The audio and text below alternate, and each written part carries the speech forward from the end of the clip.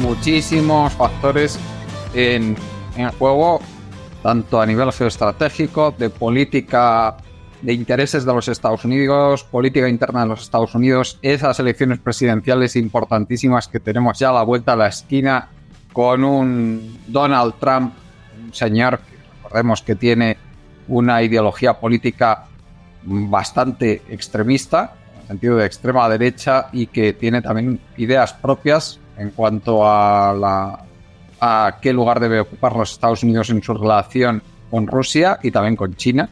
En fin, José Luis, ¿cómo ves ahora mismo la evolución que está teniendo la guerra de Ucrania y a dónde nos está llevando todo esto encima con esas elecciones presidenciales estadounidenses a la vuelta a la esquina? Yo creo que la diferencia entre Trump y Biden no es que Trump sea partidario del aislacionismo simplemente, o que no esté en contra de Rusia. Yo creo que básicamente lo que han planteado los republicanos en las últimas décadas ha sido ir por partes. Es decir, enfrentarse primero con un enemigo y luego con otro, ¿no? Y en este sentido, Trump tiene claro que el enemigo principal a batir es China, no es tanto Rusia.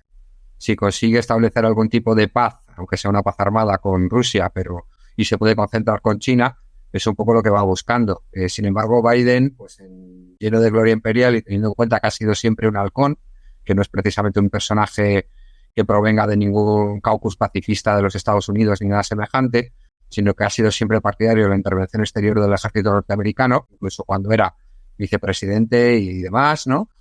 Pues Biden está yendo a por todas, y yo creo que esto le va a hacer mucha brecha electoral también. Lo hemos visto en las primeras elecciones primarias que ha habido en Estados Unidos, en determinados estados, cuando se han presentado una serie de candidaturas. Bueno, se ha presentado por parte de los movimientos sociales norteamericanos y sobre todo por parte de la población de origen árabe la posibilidad de votar en blanco en las primarias demócratas, precisamente para hacer visible el hecho de que hay toda una serie de gente que está dentro del Partido Demócrata o que tradicionalmente ha votado al Partido Demócrata, pero que no está de acuerdo con lo que está pasando en Palestina, que al fin y al cabo está viendo cómo se está cometiendo un genocidio y que pues, el Partido Demócrata americano está apoyando abiertamente este genocidio. Y por eso pues se ha visto que este voto nulo es importante en algunos de los estados donde se han producido las votaciones primarias hasta ahora. Y esto es un aviso para navegantes de lo que puede pasar en las elecciones de noviembre. Es decir, que el Partido Demócrata americano no consiga sostener ni siquiera aquello que se había planteado. Si ya directamente las encuestas al inicio del proceso hablaban de una posible victoria de Donald Trump casi segura, pues si además se producen este tipo de fugas de votos por parte del electorado demócrata americano, pues nos vamos a encontrar con la victoria de Donald Trump corta, o sea, completamente. El problema fundamental aquí es que yo creo que tiene más que ver con las estrategias del Estado profundo norteamericano de cara al futuro, y sobre todo con las estrategias del Estado profundo europeo, que también existe, que son todos aquellos burócratas de Bruselas, toda esa gente vinculada a los distintos think tanks que se mueven en Bruselas, pero también a la Comisión Europea, etcétera, etcétera, etcétera, ¿no? En este sentido, lo que parece estar moviéndose en los últimos tiempos es directamente una dinámica en la que se está poniendo encima de la mesa una guerra una guerra abierta o fría. No sabemos muy bien, se habla mucho de una nueva guerra fría, pero parece ser que cada vez más hay banderas de batalla que hablan de una guerra abierta con los países emergentes. Sería con Rusia en relación con el tema de Ucrania, sería con Irán probablemente por el dominio del estrecho de Hormuz y demás, y sería con China por el dominio de Taiwán o en el marco de algún tipo de enfrentamiento en el mar del sur de China o en el marco de Taiwán, ¿no? Pues en este sentido parece que vamos a esa guerra, y cada vez más los dirigentes políticos occidentales hablan de ese escenario de guerra. Están movilizando a la población y movilizando a los medios de comunicación, primero para un aumento absolutamente brutal del gasto público en armamento, que yo creo que se ha multiplicado. Alemania ha abandonado su vieja trayectoria de mantener controlado el gasto en armamento. El conjunto de Europa está multiplicando el gasto en armamento de manera exponencial. Y bueno, pues ese armamento, como decía la canción aquella de un grupo punky de mis tiempos, no han hecho todos esos misiles para no explotar. Al fin y al cabo, lo que tenemos encima de la mesa es la posibilidad de un enfrentamiento directo, en primer lugar con Rusia y probablemente luego con el resto de los países emergentes. ¿Eso qué implica? Implica muchas cosas. Implica, en primer lugar, una destrucción brutal de fuerzas productivas. Implica el peligro de una guerra nuclear. Recordemos que de nuevo esta semana han vuelto a tirarse todos los pelos de la cabeza porque Putin ha salido diciendo que tiene armamento nuclear y que tiene una tirada nuclear maravillosa. Pero bueno, y eso de que Putin o de que Rusia tiene armamento nuclear lo sabemos todos desde los años 50. Yo creo que vosotros también, de la generación, bueno, Nacho igual es más joven, pero somos de la generación en la que la Guerra Fría todo el mundo sabía que el invierno nuclear estaba a 2 golpes de botón y que Rusia tenía la capacidad de destruir todo Occidente con su armamento nuclear, ¿no? Parece que de repente se les ha olvidado eso, o se les olvida, y que eso no tiene ningún tipo de importancia geoestratégica y que no es algo a lo que debamos estar atentos, ¿no? Sino que simplemente es que es una especie de bravata de Putin o que es muy malo, muy malo, muy malo y nos lo dice. Pero y nos está amenazando. Cuando, bueno, pues el armamento nuclear está por las dos partes, la posibilidad de la destrucción y de la posibilidad de que, como se decía en aquellos años, se llegase a una situación de guerra nuclear en la que no pudiera sobrevivir la vida en la Tierra, pues es una posibilidad que está encima de la mesa. No nos engañemos. Y están empujando, y esto lo estamos viendo en Ucrania, lo estamos viendo en el Sahel, lo estamos viendo en distintos escenarios, como lo hemos visto en Siria y lo hemos visto en Libia, están empujando a cientos de miles de jóvenes a entregar sus vidas, a morir, a sufrir amputaciones, a vivir absolutas pesadillas en relación con todos estos intereses de los grandes desplazamientos de poblaciones enormes, desplazamientos de poblaciones, hambrunas, situaciones absolutamente brutales en las que pueden llegar a Europa. O sea, que estamos hablando desde un país o desde una región. Yo creo que estamos los tres en Madrid y aquí tenemos la base aérea de Torrejón de los Estados Unidos. Y tenemos la infraestructura de los satélites también que utiliza la OTAN en la Sierra de Madrid. Es decir, que somos un objetivo militar.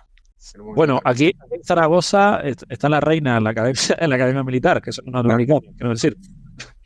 Claro, o sea, al fin y al cabo, ¿qué significa esto? ¿Qué significan todas estas salidas de pata de banco de Macron diciendo que tenemos que mandar tropas a Ucrania? ¿Qué significa cuando dicen los burócratas europeos que esta guerra hay que ganarla sí o sí? ¿Significa que los jóvenes españoles y las jóvenes españoles, porque se está reactivando el servicio militar en toda Europa, y además el otro día Olaf Scholz lo dijo en función del modelo sueco, que es tanto para hombres como para mujeres, cuidado, en esto igual hasta llegamos a ser igualitarios. ¿Significa que los y las jóvenes españoles van a ir al frente de batalla, van a entregar sus vidas? ¿Por qué? ¿Para qué? ¿Para defender los intereses del imperialismo norteamericano? ¿Para defender los intereses de las grandes empresas de armamento norteamericanas y europeas? ¿Para defender los intereses de los burócratas de Bruselas? ¿Para qué van a ir a esos enfrentamientos? ¿No? ¿Para qué van a ir a esa guerra? ¿Para qué se va a desangrar Europa como se está desangrando en Ucrania? Como se están desangrando las fuerzas productivas, la juventud, la energía de dos naciones. Que además que no tiene sentido, José Luis. Rusia es un aliado natural del resto de Europa, del resto. Y lo digo claramente porque Rusia es Europa y lo ha sido, vamos, Rusia ha participado plenamente en la política europea desde la Edad Moderna. O sea, lleva siglos participando activamente en la política europea. O sea, Rusia y culturalmente es un Estado plenamente europeo. Entonces, ahora que nos quieren hacer creer que Rusia no es Europa, pues allá ellos, pues no es verdad. Y lo segundo, que es el aliado natural de Europa y que los locos estos de los estadounidenses del Estado profundo estadounidense lo que quieren es seguir con la tradicional política de que en Europa no haya una colaboración activa, una alianza entre Rusia y el resto de Europa. Pues bueno, allá ellos. No, pero desde luego eso no es lo que nos interesa a nosotros, ni remotamente. Además, que parece que nos olvidamos, ya hablando de otras cosas, que aquí el país que principalmente ayudó a España durante la guerra civil en la defensa de la democracia fue Rusia, fue la URSS en aquel momento, claro. Que también parece que nos olvidamos de eso, que la URSS, Rusia, a nosotros nunca nos ha hecho nada, básicamente. Hay que tener presente que toda la industria europea, la famosa industria que sustenta el modelo social europeo, el también famoso modelo social europeo, está basada en la energía y las materias primas que vienen del este. Es decir, no tiene ningún sentido en ese contexto. Y son los intereses del Estado profundo estadounidense, ni más ni menos. Es lo que estamos defendiendo aquí, que es una auténtica locura. Sí, en cuenta que antes de este conflicto, Estados Unidos tenía buques atracados, buques de la Mormac norteamericana, atracados cargados de gas y cargados de petróleo porque no tenían a quién vendérselo. Hasta este conflicto. No nos olvidemos. Una cosa que me está llamando la atención es que se están viendo algunos medios, que se puede ser Le Monde en Francia o el Der Spiegel en Alemania, que están diciendo, por favor, paremos con esta escalada bélica y pongámonos a negociar. Europa se tiene que poner al lado de Ucrania a negociar con Rusia, pero hay que entender que nosotros vivimos con Rusia y Rusia es parte de Europa, un poco tomando en cuenta ese discurso, ¿no? Y una cosa que ponían en relieve el Der Spiegel, sobre todo, un gráfico era bastante curiosete, era cómo empieza a caer la industria alemana desde la guerra de Ucrania. Es decir, como ya no hay petróleo, mejor dicho, ya no hay gas ruso baratito, la cosa se complica. Y el modelo alemán, de alguna manera, estuvo sustentado en el gas ruso. Y sin el gas ruso, quiero decir, nos hemos dado cuenta que Europa tiene respiración asistida en cuanto a energía. Sí, por supuesto. Ahora, ¿qué pasa? Rusia es parte de Europa. En algún momento, quiero decir, lo tenemos que tirar a nuestro lado. Eso quiere decir que si tiramos a Rusia a nuestro lado, a la OTAN como tal, a Estados Unidos, habrá que tirarlo para el otro. Y eso es lo que a mucha gente no le interesa. Quiero decir, una cosa que mencionaba el Le Monde, que era algo bastante llamativo, fue una encuesta que lanzaron y el grueso de la población francesa no está por la labor de una guerra con Rusia, por ejemplo. Ahora, como cosa así llamativa, es el único medio de comunicación europeo que lo haya visto, que haya preguntado, decir, ¿qué les parece entrar en guerra con Rusia? Porque yo creo que los demás no quieren preguntarlo para poner de manifiesto que sería una guerra que no tendría apoyo popular de ninguna especie. Pero es que además, Nacho, ¿a dónde se quiere llegar con una guerra con Rusia? Imaginaos que por lo que fuera se consiguiera evitar el ataque nuclear ruso, se consiguiera desestabilizar el régimen ruso, que cayera Rusia, que se desmembrara en 50 estados diferentes, Rusia, ¿y eso a dónde nos llevaría? ¿Íbamos a estar mejor con eso que saldría de esa hipotética caída y desmembramiento de Rusia? No, íbamos a estar muchísimo peor. Pero a nivel mundial, se mire por donde se mire. Sí, pero es que toma en cuenta que de alguna manera hay una especie de visión por parte de Estados Unidos y sus estados asociados que de alguna manera tienen alguna especie de control sobre Rusia. ¿Por qué digo esto? Cuando estaba Yeltsin en el poder, Yeltsin llegó al poder porque fue apoyado por la comunidad internacional. Apoyo que, por ejemplo, no se le dio a Gorbachev en su momento, cuando el tipo apostó por una tercera vía. Pero recordemos también que a la URSS, por mucho que nos quieran vender que se la derrotó, no se la derrotó, la URSS implosionó y la URSS se transformó en un capitalismo de Estado, en un capitalismo oligárquico, pero de los oligarcas rusos. O sea, la economía... Exacto. La economía rusa, la economía soviética no fue subastada al mejor postor. Exacto. Que se ha convertido en un capitalismo oligárquico. Eso es lo que se busca. Se busca subastar la economía soviética al mejor postor, como se busca subastar las tierras ucranianas al mejor postor. Es decir, todo lo que está encima de la mesa es una cuestión de dinero y de que unas determinadas materias primas que están fuera del control del mercado mundial y, por lo tanto, los fondos de inversión que funcionan en el mercado mundial pasen a estar bajo los auspicios de todo esto. Y se nos dice que esto es así, que tenemos que apoyar esto porque al fin y al cabo Rusia es una autocracia. Y podríamos preguntarnos, ¿una autocracia como quién? Como Arabia Saudita, como Estados Unidos, como Marruecos. No, pero Arabia Saudita son amigos, ¿eh? Ojo. Claro, eso digo. No, pero ojo, que José Luis y Nacho, nos olvidamos que ¿quién es el principal partido de la oposición en Rusia? Los comunistas, pero a eso voy, quiero decir, los comunistas rusos a punto estuvieron de llegar al poder y no llegaron al poder por un perazo que todos los partidos, todos los observadores miraron por otro lado.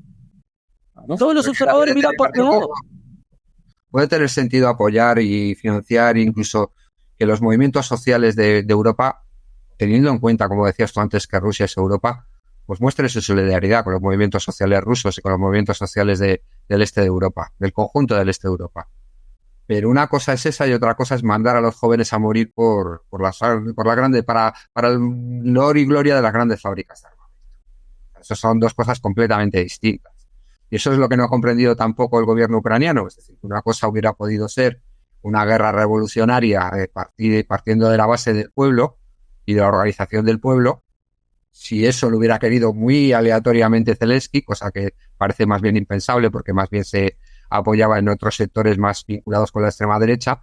Y otra cosa es convertir a tu población en la carne de cañón de la OTAN en una guerra proxy en la que básicamente la estrategia te la ha marcado la OTAN y esa estrategia consiste en utilizar a tu gente como carnaza frente a la artillería rusa. Eso no tiene ningún sentido. Sí, es una auténtica locura. Pero vamos, yo creo que lo que sí que hay que transmitir a la gente es que ese relato de esa Rusia expansionista, imperialista, que lo que pretende es llegar hasta el estrecho de Gibraltar es algo completamente ridículo. Es que no tiene ni pies ni cabeza. Que no tiene puto sentido. No tiene puto y que eso no es más que propaganda. Claro, y además una cosa de la que no se habla respecto a todo el problema que hubo en Ucrania, entre otras cosas, de los sucesivos gobiernos que hubo en Ucrania, que empezaron a tratar cada vez peor a las minorías. Y no olvidemos que Ucrania, cerca de 1/3 de la población, son rusos o muy cercanos a rusos, quiero decir. Pero ¿qué pasó? Entre otras cosas, se prohibió el idioma ruso, ya no se podía utilizar a nivel oficial, quiero decir, no había educación en la ruso, religión no ortodoxa. había... También... La religión ortodoxa la han prohibido allí. La han prohibido, quiero decir, porque hablamos mucho de Ucrania.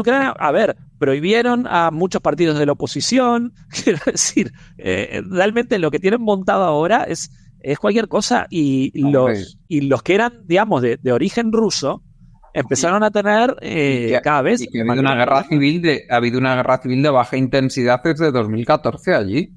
Exacto. Que ha habido 14.000 muertos. Por favor, ¿de qué estamos hablando? En que había un gobierno, el ucraniano, que lo que pretendía es una aculturación de la población rusoparlante y de la población de cultura rusa.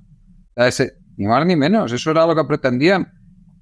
Entonces, y luego querían meter a Ucrania en la OTAN y plantar los misiles hipersónicos a 500 kilómetros de Moscú. ¿Pero de qué estamos hablando? Pero si sabían perfectamente que eso no lo iba a consentir Rusia. ¿Y qué tipo de ventaja pretendían sacar de eso? O sea, ¿qué tipo de ventaja? A mí que me expliquen qué ventaja podía tener plantar misiles hipersónicos en la frontera rusa. Para España, para nadie. Más allá de todas las consideraciones geopolíticas, están las consideraciones sociales de lo que puede impactar para los ciudadanos y ciudadanas, para los trabajadores y trabajadoras de la Unión Europea, el marco de un enfrentamiento abierto con Rusia. Puede representar, en primer lugar, la militarización de la producción, que desaparezcan todas las dinámicas de negociación colectiva, la representación sindical, de todo ese tipo de cosas. Eso desaparece en las guerras. Pero al fin y al cabo se militariza la producción, desaparecen las libertades civiles, se mete en prisión a la gente que dice las cosas que estamos diciendo nosotros aquí. Es decir, se establece una censura férrea. Esto hasta las mayores democracias lo hacen en las guerras. Sí, que hay que tenerlo presente.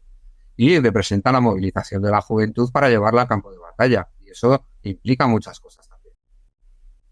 A ver, no olvidemos... No se puede hablar de esto como alegremente, como lo hacen Macron o como lo hacen... O como lo hace Borrell. O Margarita Robles. ¿Ellos van a ir? ¿Van a ir ellos? No. Van a mandar a lo mejor de los pobres allí a pelear. Exactamente. Bueno... no nos olvidemos que Margarita Robles, en La Vanguardia, hace unos pocos días, titular de La Vanguardia, diciendo: la gente no es consciente de que nos dirigimos a una guerra con Rusia. Margarita Robles, ojo. Ya. Bueno, pues si os parece, ya para cerrar el programa, por lo menos vamos a dar un recuerdo a las gentes de Gaza que están sufriendo estas masacres, este genocidio por parte de Israel. José Luis, ¿cómo continúan las cosas por allí? ¿qué perspectivas tenemos de poder ver una salida a este horror que se está viviendo? Pues de momento no vemos ninguna salida y todo está horrorosamente mal. Es decir, lo que nos encontramos es una situación de hambruna de la población, falta de todo tipo de acceso a los servicios básicos más elementales para la continuación de la vida. No hay agua corriente, no hay comida, no hay medicinas, no hay combustible, no hay todo lo necesario para sostener la vida. Y eso, en esa situación están 2,3 millones de personas. Es decir, está toda la población civil de Gaza. Se está haciendo una aniquilación sistemática de la población civil de Gaza. En la idea de hacer una limpieza étnica que Egipto no ha permitido, al menos de momento, y ante la imposibilidad de hacerlo así, pues básicamente lo que se está provocando es la migración sistemática. Se habla de que la Unión Europea y Estados Unidos van a introducir alimentos. Los alimentos que van a introducir, pues para que nos hagamos una idea, a lo mejor es para alimentar pues 10.000 personas, 15.000 personas de esos 2,3 millones de personas. Probablemente además se lo den a sus amigos, para que no nos vamos a engañar, o a su gente más cercana. Y con eso pretendan restaurar allí, sobre todo el ejército de Estados Unidos interviene allí, pues empiece a hacer operaciones de inteligencia, operaciones de intervención rápida, para atacar a la resistencia palestina, etcétera, etcétera, etcétera. O sea que lo que nos encontramos son circunstancias absolutamente demenciales. Y esto está sucediendo, y es que esto es lo que hay que reseñar, esto está sucediendo ante los ojos de toda esa opinión civilizada que sin embargo ve en Putin el mayor de los males o ve en Xi Jinping una especie de gran dictador. Más expresión de dictadura que lo que está haciendo Israel en la Franja de Gaza no existe. Esto es abiertamente un genocidio. Hay indicios para ello, según lo ha indicado la Corte Internacional de Justicia, pero creo que ya aquí no nos tenemos que medir por lo que dice la Corte Internacional de Justicia siquiera, sino porque... Por el sentido común. Por el sentido común. Lo estamos viendo todos día a día. Esas fotos de niños palestinos famélicos, esa gente que se muere de hambre, esas multitudes que asaltan los convoyes de ayuda humanitaria, todo eso representa, es lo que es lo que estamos viendo. No es ninguna otra cosa, no hay que dar ninguna explicación a esas imágenes. Esas imágenes son lo que son. Son exactamente equivalentes a las imágenes que salían de la Segunda Guerra Mundial. Sí, sí. Entonces, en ese sentido, aquí ya no basta con decir tenemos para un futuro una solución de dos estados. No basta con decirle a Netanyahu, oye, córtate un poquito. No basta con decir, hay que introducir 4 toneladas más de ayuda humanitaria. Esto se tiene que acabar. Se tiene que acabar radicalmente. La única manera de que se acabe radicalmente es que nuestros representantes, ya que estamos aquí en Europa, los que se supone que son nuestros representantes, corten relaciones inmediatamente con el Estado de Israel, incluyan dentro de ese corte de relaciones todo corte de prestar armamento y todo tipo de ayuda diplomática al Estado de Israel, y pongan encima de la mesa la cuestión de que nosotros no vamos a colaborar con unos genocidas. Eso es lo único que se puede hacer ahora mismo. No, y por supuesto, no votar a ningún partido que esté colaborando con esta atrocidad que se está produciendo. Eso está clarísimo, que lo cual está bastante difícil. Porque tenemos ahora mismo poquísimos partidos que no estén metidos en este colaboracionismo que está pasando. Bueno, Nacho, ¿qué nos puedes decir del tema? A ver, hay un tema llamativo que se estuvo denunciando por parte de la ONU, es que ya hay más de 200 trabajadores de la ONU que han resultado muertos en este conflicto.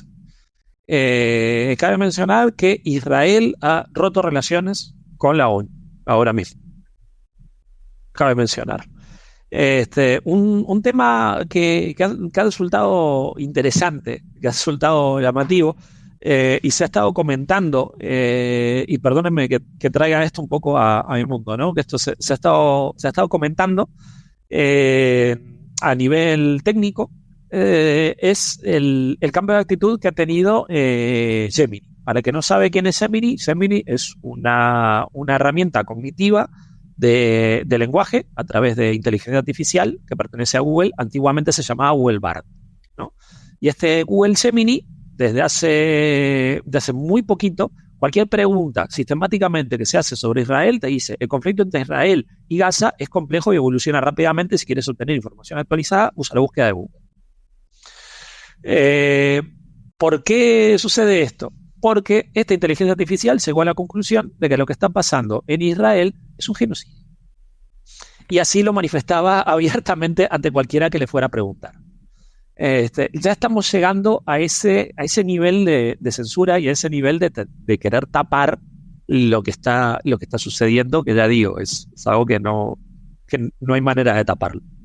Esto ya es terrible. Hasta la inteligencia artificial se da cuenta que esto es un genocidio y es algo tremendamente triste. Veo que mucha de la presión que hay, al menos por lo que comentan medios de por alrededor, es sobre todo a Egipto. Están presionando muy fuerte a Egipto para que abra la puerta y empiece a recibir a gente que viene de la Franja de Gaza ahora mismo. Y lo que se pretende hacer ahora con este genocidio bélico, vamos a decir, se va a convertir en un problema de una hambruna tremenda, porque realmente la cantidad de personas que hay en situación de hacinamiento es tremenda y sobre todo ya se empiezan a ver los primeros muertos por agua contaminada. No hay suficiente agua para todos, al menos en esa región tan concentrada que hay ahora mismo 2 millones de personas. O sea, esto ya clama al cielo, quiero decir, no hay manera de taparlo. Y en esta dinámica lo triste es pensar en alternativas, y creo que las alternativas ahora mismo por parte de nuestro gobierno ni están ni se le espera, y de hecho los verdes alemanes ya se han manifestado a favor de todo este conflicto, y no olvidemos que son los aliados de Sumar aquí, que con la boca pequeña ya directamente han dejado de hablar de este conflicto. O sea, esto ya no está ahora mismo sobre la mesa. Lo único es el cómo reconocemos a Palestina como Estado. Fue una oportunidad perdida por parte del gobierno, que está claro que no era su interés, de aprovechar esta sobreactuación por parte de Israel para de alguna manera tratar de forzar una salida pacífica, o al menos una salida negociada. Eso se ha acabado. Lo triste es cómo nos van a recordar las generaciones futuras, porque esto es absolutamente vergonzoso, y lo que duele es la impotencia. Pero no hay que olvidarse de esto, no hay que dejar de hablar de esto, y esperemos que esta deriva bélica de parte de Europa no nos impida poder hablar de esto y tener esto bien presente.